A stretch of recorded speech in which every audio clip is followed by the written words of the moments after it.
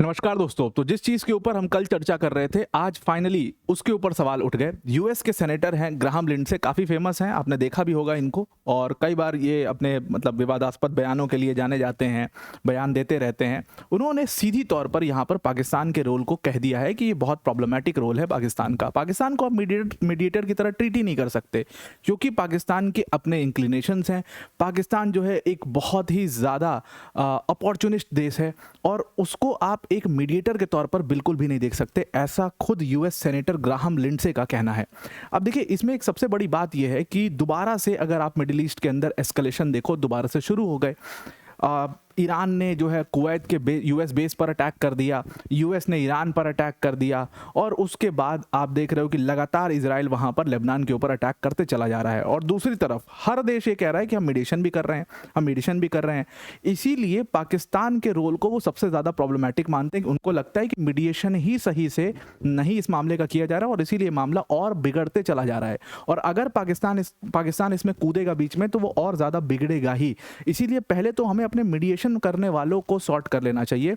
और इसीलिए कल के न्यूज़ में, कल मैंने आपको इसको डिस्कस भी किया था कि मार्को रूबियो बार बार स्ट्रेस कर रहे थे, स्पेसिफिकली उसमें स्ट्रेस कर रहे थे कि इसमें उनका बहुत बड़ा रोल रहेगा मीडिएटर्स का, और उसमें कतर का एक बहुत बड़ा रोल रहेगा, क्योंकि कतर एक इनिशियल जो मेमोरेंडम है उसको तैयार करेगा। वो मेमोरेंडम तैयार भी हुआ, उस फ्रेमवर्क के बारे में ही कल हम चर्चा कर रहे थे। हालांकि साफ साफ यूएस ने मना कर दिया कि नहीं, हम इस फ्रेमवर्क से बिल्कुल अग्री नहीं करेंगे। और जिस पॉइंट पर मैंने कहा था कि ये पॉइंट उनको नहीं पसंद आएगा, उसी पॉइंट पर उन्होंने ओमान को धमकी भी दे डाली। अब यहाँ पर आकर के मामला फिर से अटकता हुआ फिर से नज़र आ रहा है, और उसके बाद दोबारा से एस्केलेशंस वेस्ट एशिया के अंदर शुरू हो चुके हैं, और इसका इम्पैक्ट 2-3 दिन में फिर से आपको ऑयल प्राइसेस के ऊपर दिखने लगेगा। So what exactly is happening, detail में इसको डिस्कस करते हैं, जो पूरे सेनेटर ने कहा और जो कुछ सिचुएशन चल रही है। पर वीडियो में आगे जाने से पहले एक बड़ी अनाउंसमेंट है अनअकैडमी टीम की तरफ से कि अगर आप यूपीएससी सीएससी की प्रिपरेशन कर रहे हैं तो Unacademy is your one stop solution. और अनअकैडमी ने अपने यूपीएससी सीएससी के फाउंडेशन कोर्स में आपको बड़ा डिस्काउंट दे दिया है। बहुत कम समय के लिए डिस्काउंट आपको दिया गया है, कुछ ही घंटों में डिस्काउंट खत्म हो जाएगा। 16,999 के एक छोटे से प्राइस पर आप अनअकैडमी का फाउंडेशन कोर्स ज्वाइन कर सकते हो। ध्यान रखिएगा, ये वही फाउंडेशन कोर्स है जिससे ऑल इंडिया रैंक 1 और इंडिया रैंक 20 जैसे रैंकर्स निकले, क्योंकि यहाँ पर इंडिया के टॉप एजुकेटर्स जैसे मृणाल सर, प्रतीक सर, सुदर्शन सर जैसे एजुकेटर्स यहाँ पर आपको इस बैच के अंदर पढ़ा रहे होते हैं। ये पूरा कंप्लीट अपने आप में बैच होगा, जीएस, सीसैट, टेस्ट सीरीज सब कुछ यहाँ पर कवर कराया जाएगा, और उसके साथ साथ मेंस की टेस्ट सीरीज होगी, उसके साथ इवैल्यूएशन भी होगा, 1-on-1 मेंटरशिप सेशन भी इसमें आपके लिए लगाए जाएंगे। तो इस बैच की लिंक आपको डिस्क्रिप्शन में मिल जाएगी, उस पर क्लिक करके आप इसको ज्वाइन कर सकते हैं। Now I am coming back to the topic. तो सेनेटर ग्राहम लिंडसे, उन्होंने कहा कि बहुत ज़्यादा प्रॉब्लमेटिक रोल रहा है पाकिस्तान का इस पूरे मामले के अंदर, और उससे मामला और ज़्यादा उलझता जा रहा है। ध्यान रखिएगा, ये बात ग्राहम लिंडसे आज कह रहे हैं, और कल खुद ख्वाजा आसिफ ने एक बहुत बड़ा स्टेटमेंट दिया था। पाकिस्तान के ख्वाजा आसिफ ने कहा था कि हम अब्राहम अकॉर्ड्स ज्वाइन नहीं करेंगे। तो इसकी शुरुआत हुई थी डोनाल्ड ट्रंप से।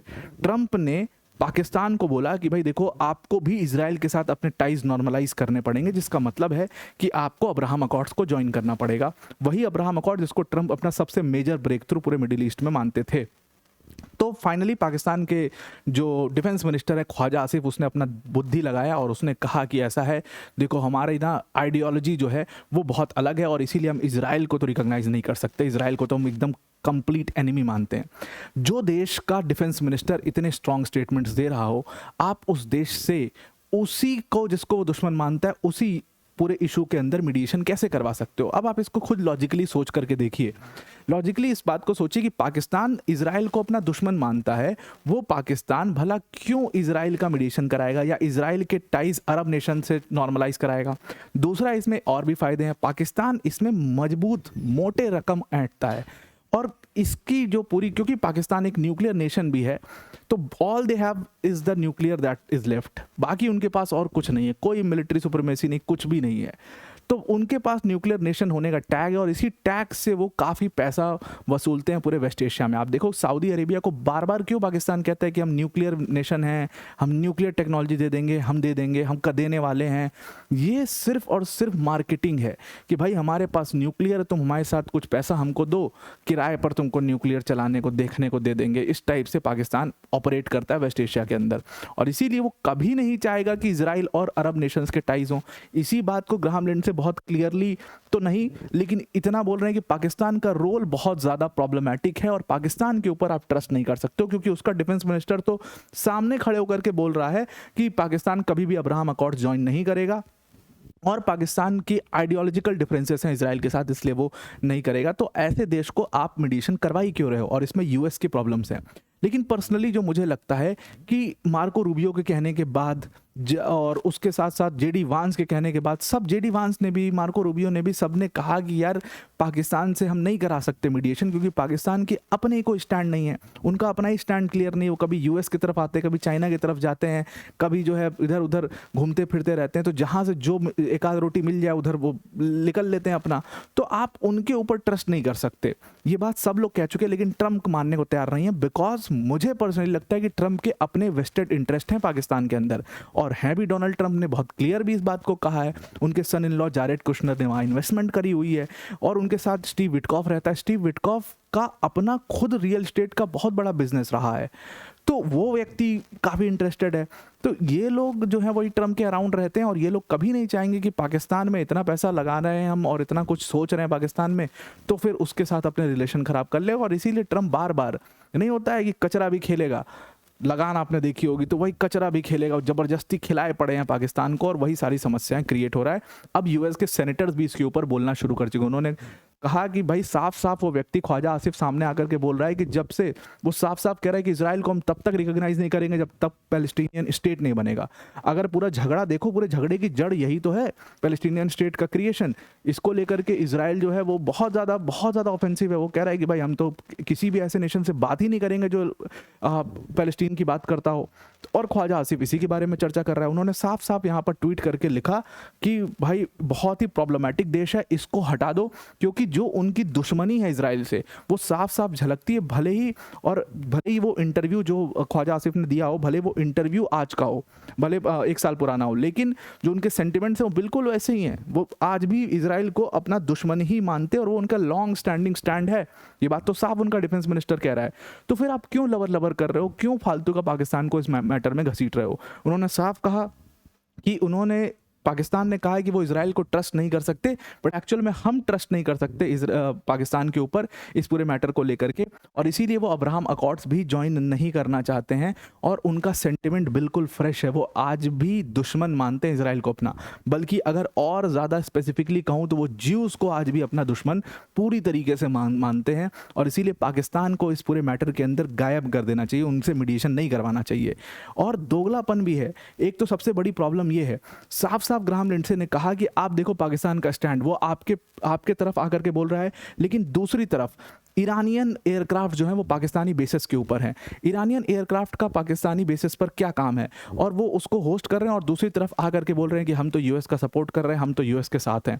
और साफ साफ उनसे पूछो कि क्या वो अब्राहम अकॉर्ड ज्वाइन करेंगे। अगर वो अब्राहम अकॉर्ड ज्वाइन करेंगे तो ठीक है, नहीं करेंगे तो उनको भगाओ यहाँ से, उनमें कोई इन्वेस्टमेंट करो, उनको एकदम साइड लगाओ, क्योंकि पाकिस्तान इतना बड़ा कोई रेलेवेंट देश है नहीं, वो बहुत ही ज़्यादा इररेलेवेंट है। तो ये सब इनको इसलिए इतनी स्ट्रॉन्ग स्टेटमेंट देने पड़ गए ग्राहम लिंडसे को, क्योंकि मैटर आकर के पूरी तरीके से फंस चुका है। दोबारा से वेस्ट एशिया के अंदर मिलिट्री एस्केलेशन शुरू हो गया। क्या हुआ, अमेरिका ने बंदर अब्बास पोर्ट के ऊपर अटैक किया, और अमेरिका का कहना है कि हमने 4 ईरानियन ड्रोन जो हैं उनको इंटरसेप्ट किया, और 5वां ड्रोन बस अब लॉन्च होने वाला था, उससे पहले हमने बंदर अब्बास पोर्ट के पास जो ड्रोन फैसिलिटी है उसको पूरी तरीके से नष्ट कर दिया। लेकिन ये अटैक हुआ, लेकिन इसके बाद भी हम इस अटैक को पूरी तरीके से हमने डिफेंसिव अपनी अप्रोच रखी है, और हम सीज फायर भी मेंटेन कर रहे हैं। अब अटैक हो ही गया तो उसमें आप सीज फायर कैसे मेंटेन कर रहे हैं, ये तो कोई भाई इन्हीं लोगों से पूछ ले, इन ऑफिशियल से पूछ ले। लेकिन फिर भी इनका कहना है कि हम सीज फायर को मेंटेन रख रहे हैं और डिफेंसिवली हमने अटैक किया। कोई नुकसान किसी पर्सन को ईरान में नहीं हुआ, किसी ऑफिशियल को ईरान में कोई नुकसान नहीं हुआ। हमने सिर्फ ड्रोन फैसिलिटी जहाँ से हम पर अटैक किया जा रहा था उसको ख़त्म किया है। अब इसके रिस्पॉन्स में भाई IRGC कहाँ रुकने वाला। IRGC ने तो पहले ही बोला था कि हमारी गन्स लोडेड हैं। उन्होंने यूएस मिलिट्री बेस के ऊपर अटैक कर दिया बंदर अब्बास पोर्ट के बाद, और यूएस मिलिट्री बेस के ऊपर काफ़ी नुकसान भी हुआ है। कुवैत जो कि यूएस मिलिट्री बेस जहां पर मौजूद था उसके ऊपर अटैक किया गया है। उन्होंने कहा कि मिसाइल और ड्रोन्स का अटैक है। हालांकि मतलब कहाँ से वो प्रोजेक्टाइल्स आई हैं इसके ऊपर जानकारी नहीं है, लेकिन मोस्ट प्रोबेबली ये ईरान की तरफ से आई है और IRGC ने ये अटैक किए हैं। तो दोबारा से वेस्ट एशिया के अंदर एस्केलेशंस हम थोड़े बहुत शुरू होते हुए देख रहे हैं। और अगर पाकिस्तान को इसी तरीके से आप घसीटते रहोगे इस मैटर के अंदर तो प्रॉब्लम्स और ज़्यादा बढ़ेंगी। इसीलिए आपको कोई स्ट्रॉन्ग मीडिएटर्स या स्ट्रॉन्ग निगोशिएटर्स लाना पड़ेगा, जो रशिया ने ऑफर किया था, जो चाइना ने ऑफर किया था। आपको लाना पड़ेगा स्ट्रॉन्ग निगोशिएटर्स को, आपको भारत जैसे देशों की ज़रूरत पड़ेगी इस मैटर में अगर आप इसको सॉल्व करना चाहते हैं। ये पाकिस्तान के बस के बहुत बाहर की बात है। तो आई होप आपको पूरा आर्टिकल समझ में आ गया होगा। आज के लिए इतना ही। Thank you and have a nice day.